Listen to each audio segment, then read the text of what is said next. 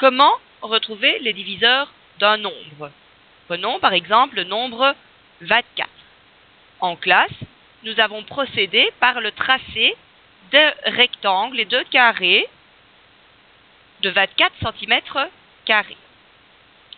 Nous pouvons par exemple tracer un rectangle de 1 cm de largeur sur 24 cm de longueur. 1 et 24 sont donc des diviseurs de 24. 24 divisé par 1 égale 24. 24 divisé par 24 égale 1. Nous pouvons également tracer un rectangle de 2 cm de largeur sur 12 cm de longueur. 2 et 12 sont donc également des diviseurs de 24. 24 divisé par 2 égale 12. 24 divisé par 12 égale 2. Nous pouvons aussi tracer un rectangle de 3 cm de largeur sur 8 cm de longueur. 3 et 8 sont donc également des diviseurs de 24. 24 divisé par 3 égale 8. 24 divisé par 8 égale 3.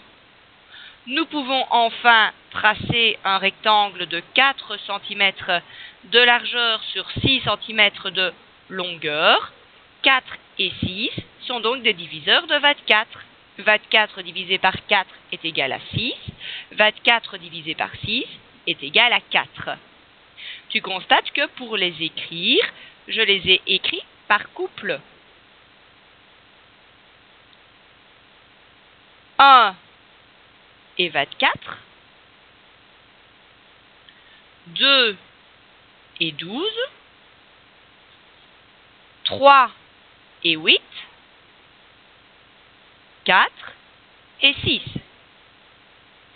5 n'est pas un diviseur de 24, donc je m'arrête là. J'ai trouvé tous les diviseurs de 24. De la même manière, je souhaite maintenant retrouver les diviseurs de 36. Je peux tracer un rectangle de 1 sur 36. 1 et 36 sont donc des diviseurs de 36. Je peux tracer un rectangle de 2 sur 18. 2 et 18 sont des diviseurs de 36. Je peux tracer un rectangle de 3 sur 12. 3 et 12 sont des diviseurs de 36. Je peux tracer un rectangle de 4 sur 9.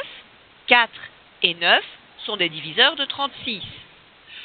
Je peux enfin tracer un carré de 6 sur 6. 6 est un diviseur de 36. Celui-ci n'est pas un couple, en couple avec un autre nombre. Donc, puisqu'il n'est pas en couple avec un autre nombre, on peut dire que 36 est un nombre carré. Je répète, 1 et 36 est un couple diviseur de 36. 2 et 18 est un couple diviseur de 36. 3 et 12 est un couple diviseur de 36. 4 et 9 est un couple diviseur de 36. Et enfin 6 est un diviseur de 36.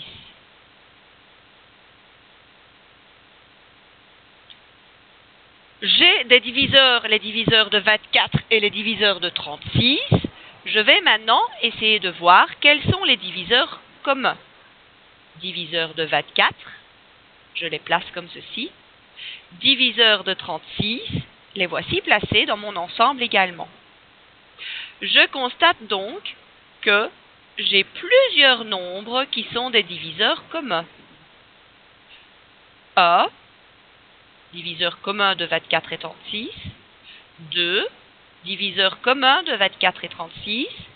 3, diviseur commun de 24 et 36. 4, diviseur commun de 24 et 36. 6, diviseur commun de 24 et 36. 12, diviseur commun de 24 et 36. Le plus grand commun diviseur de 24 et 36, c'est 12.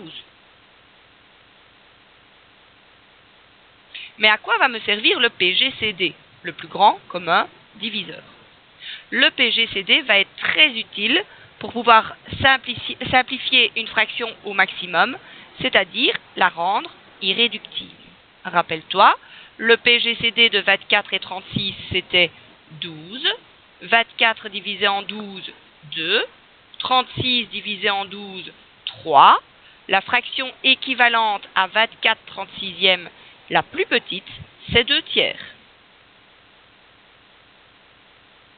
Le PGCD va aussi me servir à résoudre certains problèmes. Par exemple, un fleuriste a 24 roses rouges et 36 roses blanches. Il souhaite avec ces roses-là composer le plus possible de bouquets identiques. Combien de bouquets pourra-t-il former et combien de roses rouges et de roses blanches y aura-t-il dans chacun? Souviens-toi, tu as calculé le PGCD de 24 et 36 qui est 12. Cela signifie qu'il pourra former 12 bouquets car il peut diviser 36 par 12 et il peut diviser 24 par 12. 36 divisé par 12 est égal à 3. 24 divisé par 12 est égal à 2. Il pourra donc former 12 bouquets de 3 roses blanches et de 2 roses rouges.